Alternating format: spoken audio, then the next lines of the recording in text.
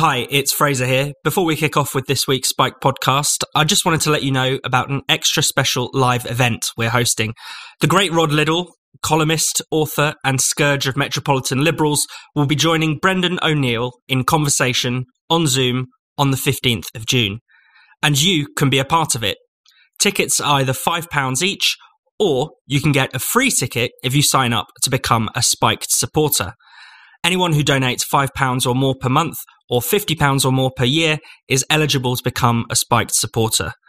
So if you want to see Rod Liddle and Brendan O'Neill live on the 15th of June, the best way to do it is to become a Spiked supporter. You can do that by going to spiked-online.com/supporters. Or if you'd just like to book for Rod and Brendan, go to spiked-online.com/events. Now, on with the show. Hello and welcome to the Spiked podcast. I'm Fraser Myers, and joining me this week, as ever, we have Spiked deputy editor Tom Slater. Hello. And Spiked columnist Ella Whelan. Hi.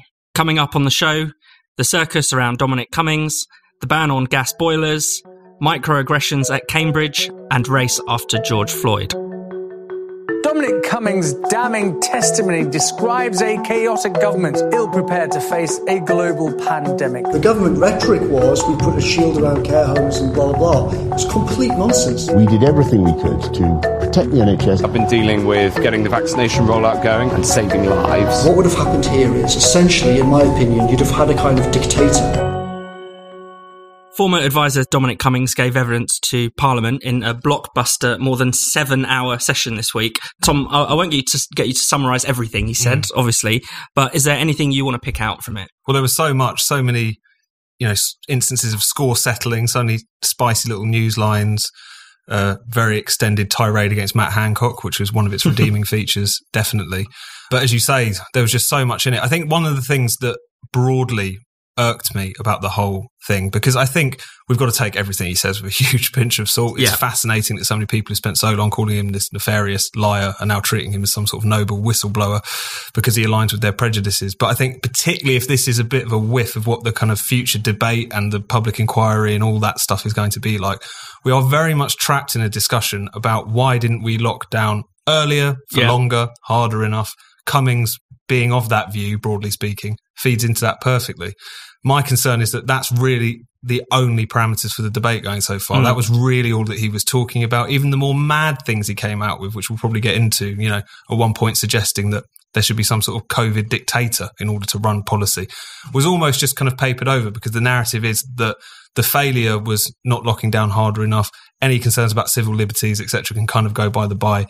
And I think it was a bit of a taste of things to come in that respect, putting aside all of the score settling and the Spider-Man memes and all the funny things. That, I think, is the message, really, that we can take away from this, certainly. Yeah, I mean, Ella, did we actually, learn any new facts or learn anything about how the government handled the pandemic? I mean, we knew they were rubbish before, but it seemed to be mostly score settling, as Tom said, his opinions about various people. No, pretty much he said that everyone was rubbish apart from people that agreed with his theories, like you pointed out in your column, Fraser. And it was just, 7.5 hours or however long it ran on for, of Dominic Cummings taking centre stage, doing what he loves to do, which is just behave like a megalomaniac. And actually, all those people that for the last sort of, 2 years in which he's been sort of at the centre of power have painted him as this Machiavellian, incredibly powerful, incredibly evil, political figure who was to be, who was terrifying and was to be treated as a threat. And in fact, you listen to what he says, and in fact, that kingly COVID dictator point shows that he really is just a run-of-the-mill technocrat who actually wishes that the pandemic had been managed a lot tighter by a lot fewer people like him, and that there had been no democratic input. So the whole link of him being this sort of like Brexit mastermind, dastardly, devil is just not true. But I think what it does tell you is, rather than anything interesting about Cummings, is this, it might seem like an obvious point, the state of the Conservative Party, that they have these personalities, whether it be, we were talking about Carrie Symonds a few weeks ago, Dominic Cummings, Boris Johnson, one of the better things to come out of yesterday, suggesting at one point that he'd get injected with COVID live on telly or something. Like, just people without any loyalty, people without any ideas, people who claim and talk to the public about running everything on the science, running everything on the data. Like, we are a tight ship. And then what Cummings has done is giving us an insight into how completely disorientated and actually scarily disorganized the Conservative Party are. Yeah, with nothing to sort of hold them together, I guess. Yeah, I suppose Cummings having no loyalty to the Tory party and all that. People were kind of shocked by how explosive and explicit he was, but that's because he was always this sort of hired hand. He was there to exact his own agenda, didn't really care about the Tory party, thought most Tory MPs, whether it was on Brexit or COVID or anything else, were just a bunch of idiots, basically. Yeah. And I think in a way, there's part of his critique, if you like, which is accurate, his critique of the British state in general, insofar as it's run by cliques of so-called experts who are basically bluffers, charlatans, struck by groupthink, often pushing completely dodgy theories, and that they get things wrong time and time and time again with no comeback whatsoever. That's entirely true. But at the same time, as Ella was saying, this is very much his view that society should be run by experts, but just the right kinds of experts. His data geeks, his weirdos. A big algorithm. A dictatorship of weirdos, as we said on Spike this week. That's kind of his vision. And it just gives the lie to any association he had really with the sort of democratic spirit of Brexit. He saw the European Union as a sort of bureaucratic impediment to the things he wanted to do in government and all the rest of it. So that's really been exploded. But again, I think two things can kind of be true at the same time. One of which is that COVID exposed this inability of the state to provide very basic things, particularly in times of crisis, the structural problems in the health service, even just the lack of accessibility of data and all these sorts of things, which are fair enough. But at the same time, despite how kind of hollowed out the state has become in some respects, almost because of that, it becomes so authoritarian when shit hits the fan. Suddenly it becomes a question about us having to do things, us having to, under pain of legal pressure and the police and all the rest of it, give up our liberties. It's like those two things almost sit in parallel, if you like. Even if Cummings is very much of the authoritarian mind, it seems like those two things kind of have some sort of relationship with each other. Yeah, and I think there is something into this fact that, Cummings clearly has a great deal of contempt for a lot of politicians. On some level, that's understandable if they're particularly useless. If he thinks Boris is unfit to be PM, having seen how he operates, that's a fair enough opinion.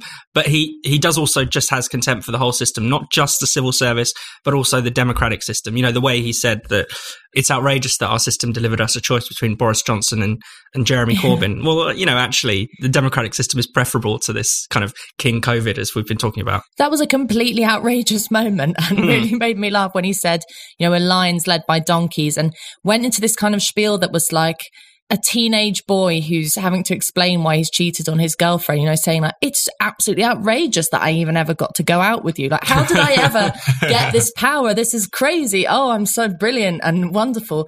It was like the worst kind of humble brag, master self-deprecation.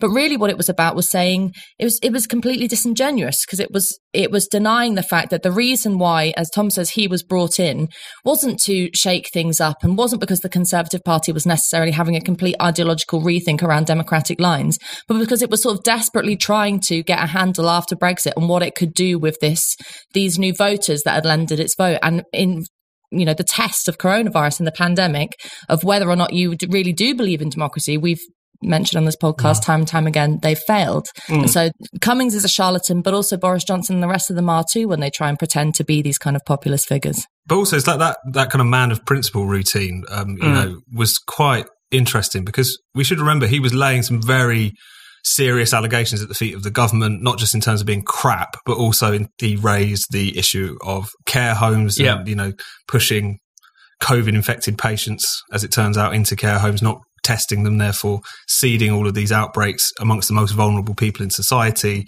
talking about these tremendous screw-ups. And yet we have to remember that he walked out of government because of factional infighting in Number 10, because Princess Nut was in ascendance and certain people weren't getting promoted and he got edged out. So that's worth remembering. But I think it was also interesting because at one point during the 7+ hours or whatever it was yesterday, where one shocking allegation rings around Twitter when he's talking again about the care homes thing in particular. And I was just so struck in that moment by people were almost treating this as if it was news. Yeah. And I think that's the other thing, is that because of the way the debate has been, because it's only ever been about why didn't we lock down harder, early enough, whatever, some of these fundamental mistakes some of these things which really could have cost lives regardless of, your approach to lockdown, if you like. It was obvious that the care homes were something that needed to be protected. All of that got lost because the press in particular spent so much of the past year shaming people for breaking the lockdown and banging on about Barnard Castle. That was basically it. And I thought it was interesting that even though that had been reported on, the fact that it was almost raised as such a damning indictment, despite the fact we knew this from the beginning of April, I think just tells you something about how fucked up the narrative has been so far. It's been obsessed with trivialities, or it's just been obsessed with enforcing the lockdown effectively.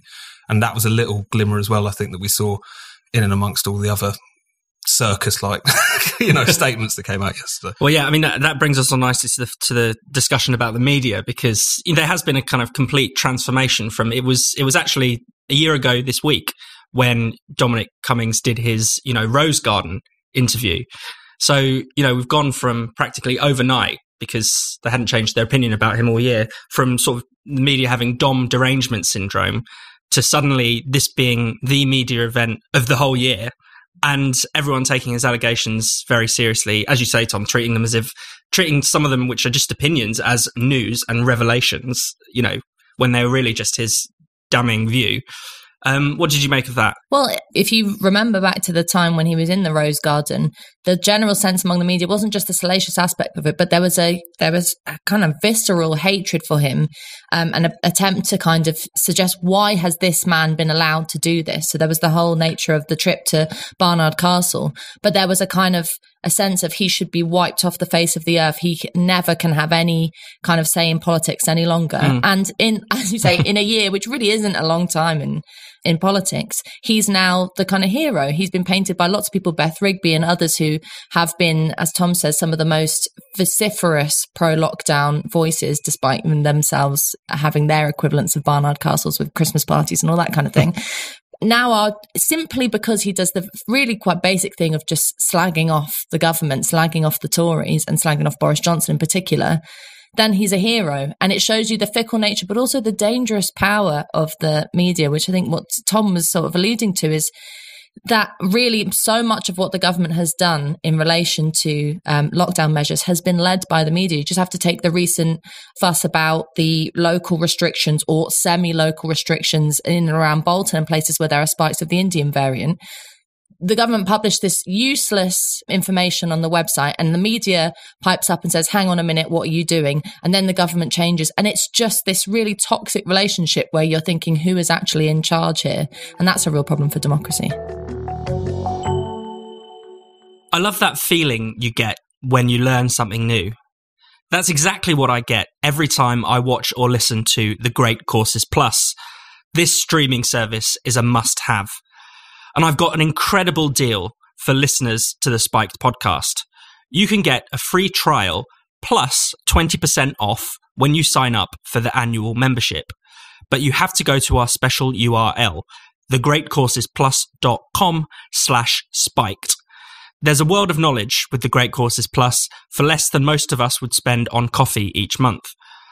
I would really recommend getting stuck into the course, The Great Revolutions of Modern History. This course gives you insight into the forces that shaped our political and cultural world today. It'll take you back in time and around the world to examine some of history's most momentous and influential political transformations. You'll learn about the influence of ideology, about the revolutions that succeeded and failed, how they come to realise their ideals or sometimes degenerate into authoritarianism or chaos. With The Great Courses Plus, you'll get thousands of hours of fascinating content across hundreds of topics, like understanding the mysteries of human behaviour, or the history of ancient Greece, or you can even learn how to play chess. With access to video, audio, and guidebooks, and with new content added every month, you can watch or listen anywhere at any time to The Great Courses Plus. Don't miss out on this great deal. Go now to thegreatcoursesplus.com/spiked to get your free trial, and Spiked listeners will also get 20% off the annual membership. Again, just go to thegreatcoursesplus.com/spiked.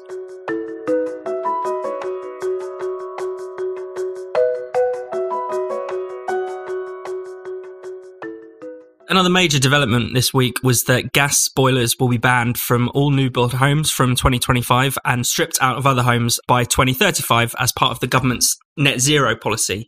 Now, these things often sound quite arcane and maybe a bit far in the future, but this is going to have a huge impact on people's lives, isn't it? Yeah, no, it's almost like the first taste of the proper impact of net zero, because so far it's been something that's really only been talked about in Westminster, in the press. You know, you had, I think it was back in 2017, the net zero commitment kind of nodded through Parliament, made its way into all the parties' manifestos, basically in one form or another, under one branding or another, but hasn't really ever been front and centre, because both the kind of economic consequences and the scale of it is only really starting to crest. And I think the boilers thing is one kind of seemingly mundane but quite tangible kind of example of that. You know, Ben Pyle wrote about this week.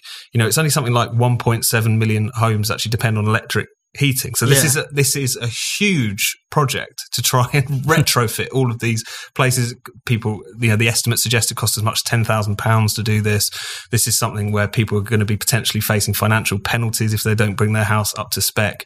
And I think what green activists, having kind of won a lot of wins amongst the commentariat and the political set in recent years, are going to start to get a taste of a public backlash, which has so far only really been nascent. Because in any situation where the reality of these policies is presented to people, you think about the Australian election a few years ago, you think about the Gilets jaunes, whatever, it's quite clear that people begin to interpret it, rightly in my view, as basically putting the question of their living standards and their quality of life and saying, we've got to trade that against this bigger goal to save the environment via means and technologies which aren't proven yet and are incredibly expensive. So crap, as it turns out. So this is, you know, however much Boris Johnson wants to say we're going to become the Saudi Arabia of wind. I mean, aside from being a funny formulation, it's also just for the birds. So I think it's just a taste of things to come, really. It's interesting that you're starting to see some Tory backbenchers, some other people coming up about this, because this has the beginnings, if you like, of being a real fault line and a battle in politics. Yeah, definitely. I think, you know, it's very easy when people answer polls to say, do you agree that we should do more about climate change? Yes. Who would disagree with that? You'd have to be crazy. But then when these things actually sort of show up, and when the harsh reality of it is put in your face, then people are going to get cold feet. You know, it's not just the £10,000 that you have to spend on this new piece of technology, on these heat pumps. It's all of the disruption that it's going to take. You know, you're going to have to probably move out of your house for a month while the insulation is done. You know, some estimates say it might even cost as much as rebuilding your house to do some of these changes. And then at the end of that, the technology is crap. It takes nearly a day to heat your home to not quite room temperature. And you can see that actually, yes, this is going to store up real problems for whichever government is in charge by the time this really rolls out. Yeah, the quality of life point is crucial to this, because these heat pumps are not just ineffective and a nuisance, as you say, but I mean, you know, not everyone lives in a mansion who can afford to fit their roof with solar panels and, you know, have a pig and chickens in the back garden and live the good life. If you're living in a small cramped flat, which many people live in, and these heat pumps, which are like the size of a massive cupboard, you have to up the size of your radiators, you have to completely change the layout of your house basically in order to have these crappy bits of technology, that's going to affect your quality of life. There'll also be lots and lots of people who are living in mouldy, damp, with floors that are rubbish, who will say, oh, hang on a minute, if you're going to retrofit this, do you mind retrofitting the rest of my house, because I'm actually living in states of semi-squalor. Yeah. It would be much more attractive if the government had a kind of big picture thinking in relation to this, or had some level of ambition.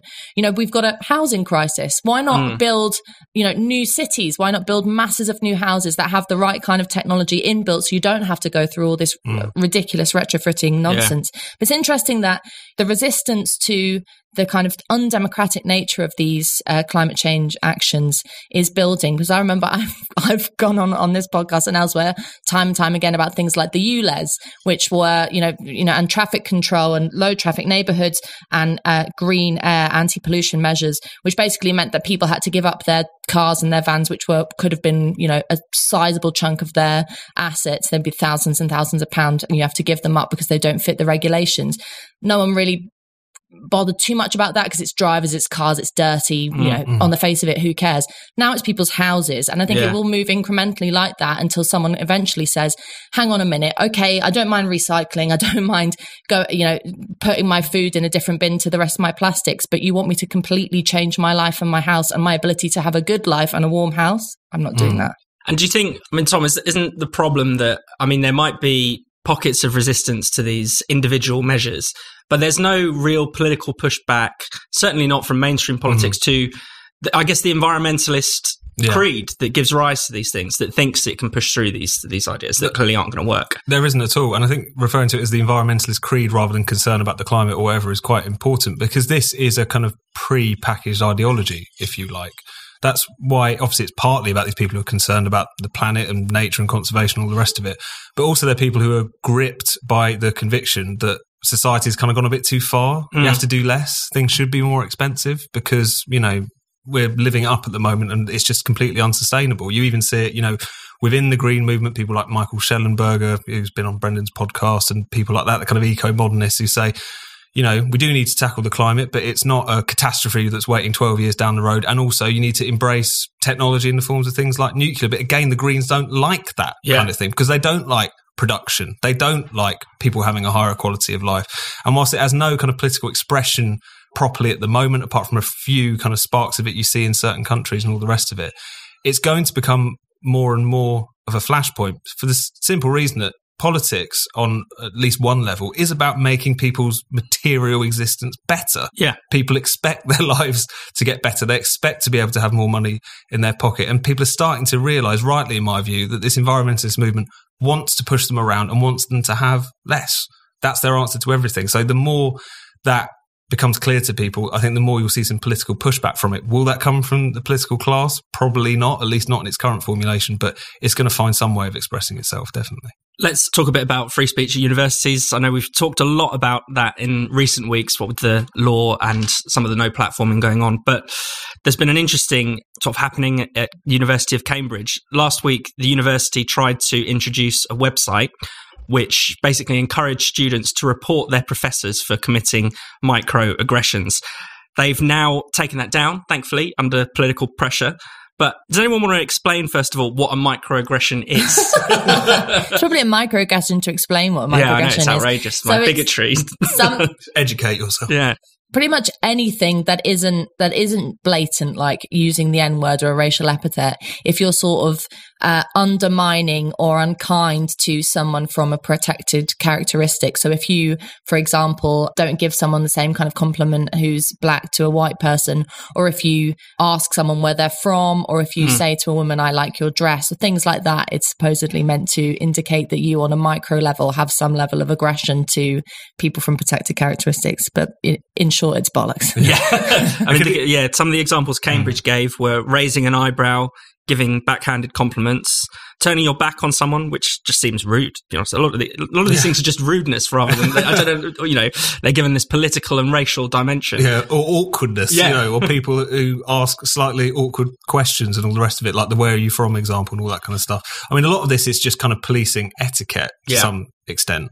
And a lot of this stuff is, I think, bad on that level, because I think if you're constantly trying to encourage a level of racial awareness, particularly on a campus, which is going to be a very, you know, liberal and open place, broadly speaking, that's a bad thing. You know, a situation where students in particular, I know this is a university policy, but we've seen these things rise up through students' unions before. You know, they're at a point in, you know, British history where they've got more reason than ever to feel much more relaxed around one another, you know, for that to be less of an issue, for us to be kind of moving past that. Yet the compulsion is always from student unions and universities, like you must think about it all the time.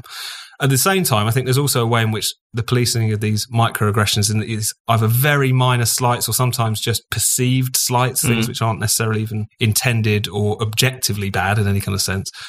It kind of smuggles in a level of political censorship as well. There was one example from the Cambridge website talking about basically shooting down a member of staff or student who wants to bring the topic of race and racism into the discussion in a learning or work setting, which I think is subtly a form of kind of policing discussion. We know that there's certain types of people on campus and in society who want to racialise everything, even things where that has no bearing whatsoever. So even to say that's not relevant or I think that's wrong, to challenge their lived experience, if you like, is something which becomes problematic. Obviously, the pronouns question, all the rest of that, you start to see how what presents itself as etiquette and is in large part the policing of things which aren't really that big of a deal, or the sort of things that people can, work out for themselves, push back if they found something a bit uncomfortable, that's fine.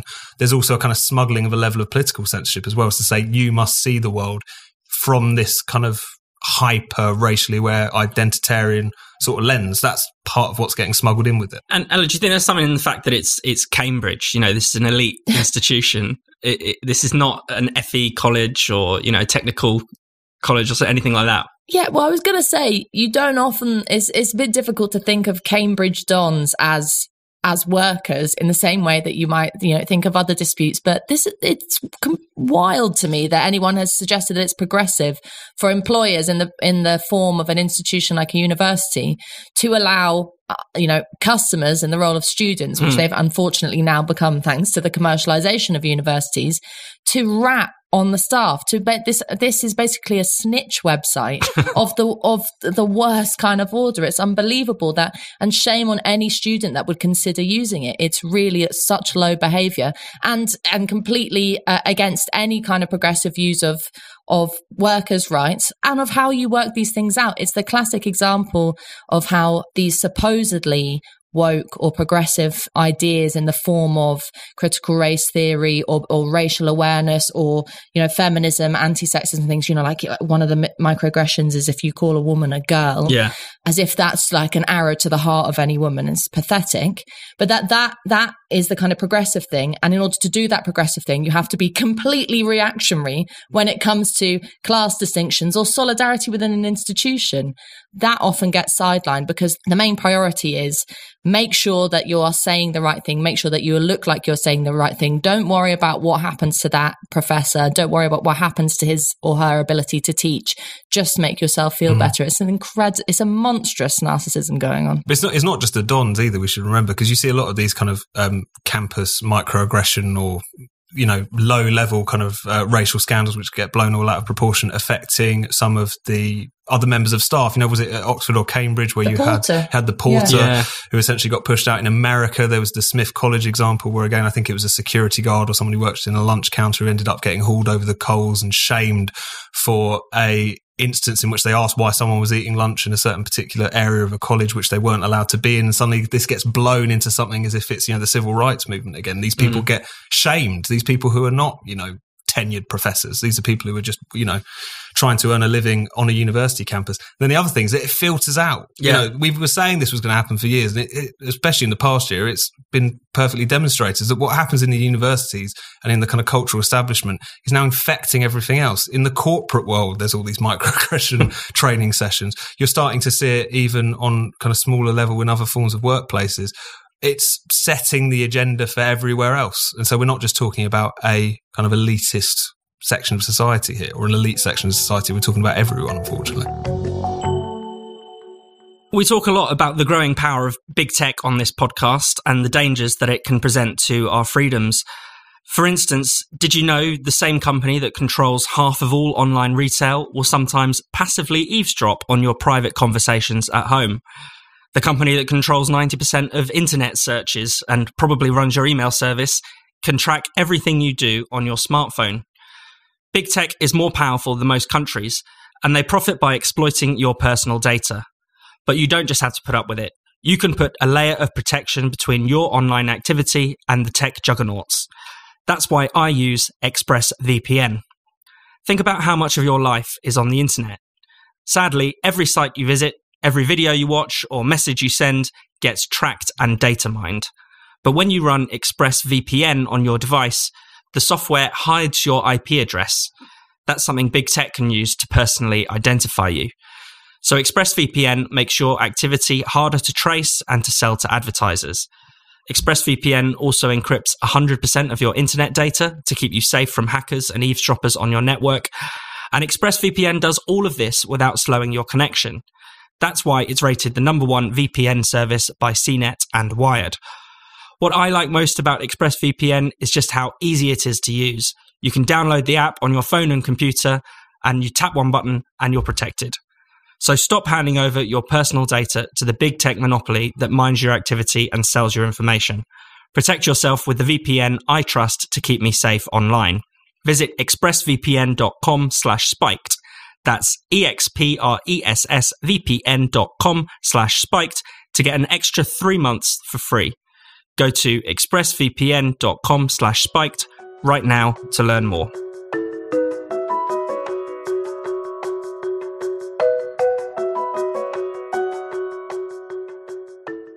So finally, let's talk about the big anniversary this week, which was the murder of George Floyd. We did a special podcast a few weeks ago on George Floyd because of his trial.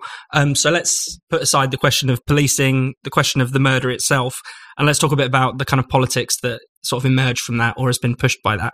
I mean, Tom, it's fair to say that a certain way of thinking about race has been really institutionalized, or that has been really accelerated in the last year. No, definitely. And at the same time, I think it's become quite clear that there is a not very loud, at this point quite nascent, bristling against that, particularly from ethnic minorities. You know, there was a fascinating bit of analysis that New York Times has just put out, which is talking about what we already knew, but just putting a bit more meat on the bones, which is the rightward shifts at the 2020 election in immigrant and ethnic minority communities. So this is particularly in places where there are a lot of Latinos, South Asians, East Asians. You saw very significant shifts towards Trump, who was being played up as a white supremacist. You had a Biden campaign and now an administration which has just jumped in with both feet on the kind of racial equity agenda, all of these identitarian schemes, all the rest of it. So at the same time that you have supposedly this reckoning with racism, which, as we all know, is just the cementing of identitarianism, really. The two things are not the same. If anything, identity politics is about reifying race, as you know, we talk about a lot. But taking that as read, that is largely inspiring the elite and white people. I mean, it's not to say that obviously Joe Biden didn't win by large margins amongst a lot of these communities, but he's also sending people in the other direction. The guy who didn't want truck with any of that, and if anything did have obviously some prejudices himself, was actually a more viable, you know, or a more attractive option for many of these voters. And you're seeing a bit of that in the UK as well. So yes, it's definitely emerged. It's definitely kind of cemented itself in the mainstream. But things like that, I think, are indicating that they're beginning to overreach. Can you just explain a bit about this concept of equity? I mean, Sean Collins wrote a really good piece of it about it on Spiked. I mean, what are some of the examples that have been coming out of Biden's America? Yeah, so equity, which manages to get by because it sounds a bit like equality, and I think people think it means the same, but it's not. It's effectively woke racial discrimination, which is what, as Sean Collins discussed it. So you're seeing both on the federal level, but also more on local levels in the US, basically smuggling in racial preferences in relation to all kinds of things, certain programs for businesses to get back on their feet, you know, giving priority to ethnic minorities, women, etc., programs for farmers. A slightly more risible example, but a telling one nonetheless, is Lori Lightfoot, the mayor of Chicago, who announced recently that she would only be giving one-to-one interviews with Black or ethnic minority journalists. So it's this idea that you need to essentially practice a form of progressive, quote-unquote, racial discrimination in order to bring things back. And again, it's just not only incredibly divisive. I mean, Sean makes this point that you don't have to be a social scientist to know that there's going to be a backlash to this. Yeah. And when you indulge in woke identity politics, you risk stirring up old-fashioned racist identity politics. That's something which you always run the risk of. But also just ignores the fact that a lot of these problems have to be tackled on a level of class, which is not only more unifying, but also a more useful way in order to address these issues. So, yes, it's quite a frightening agenda, but it's another thing which has basically gone from the college classroom to the White House in the stretch of a couple of years, basically, such as the speed with which all of this stuff has, you know, come to the fore. Ella, let's bring the UK into this a little bit. There was a recent YouGov poll which suggesting, just as Tom says, that, you know, there is going to be, you know, these things are divisive, and the UK is nowhere near as far down the path as America is on many of these kind of equity issues. So 36% of people think race relations are deteriorating, and that's up from 19% before the BLM protests. What do you make of that? I think the biggest tragedy of the effect of the BLM protests and the fallout from the murder of George Floyd has been the pathologization of solidarity as a bad thing. Because there was a tiny flicker of a moment directly after Floyd was killed, when people poured out onto the streets in London, actually, and across the UK as well as in America.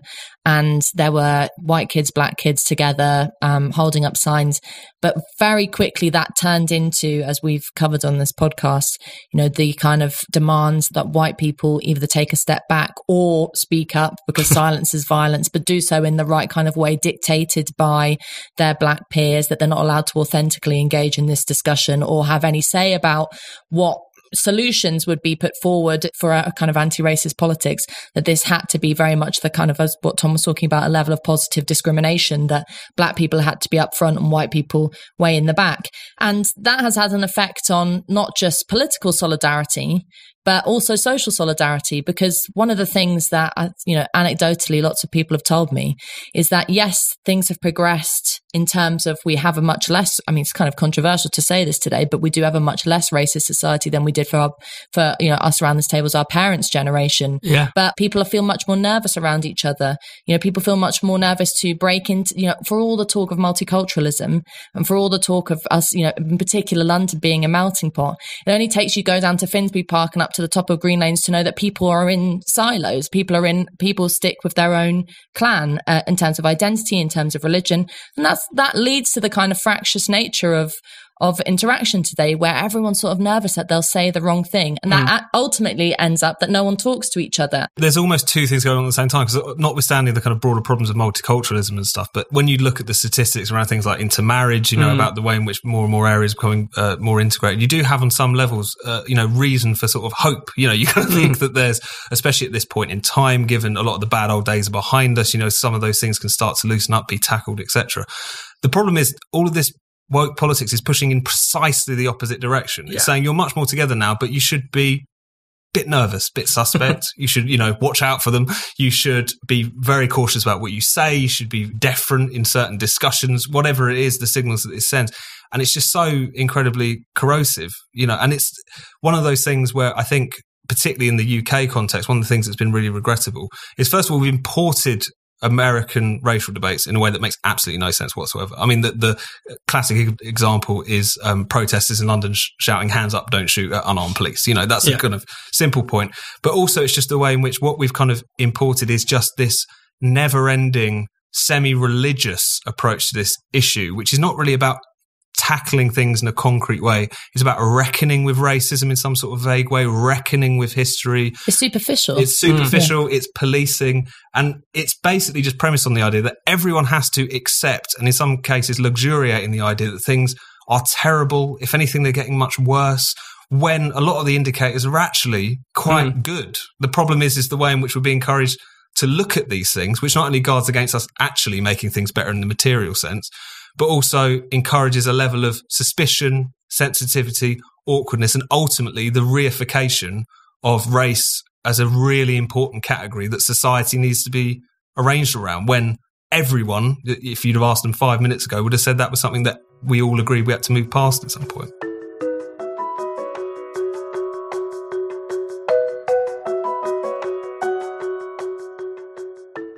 Thank you for listening to the Spiked podcast.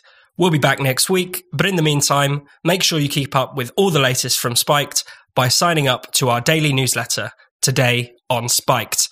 Just go to spiked-online.com/newsletters to sign up now.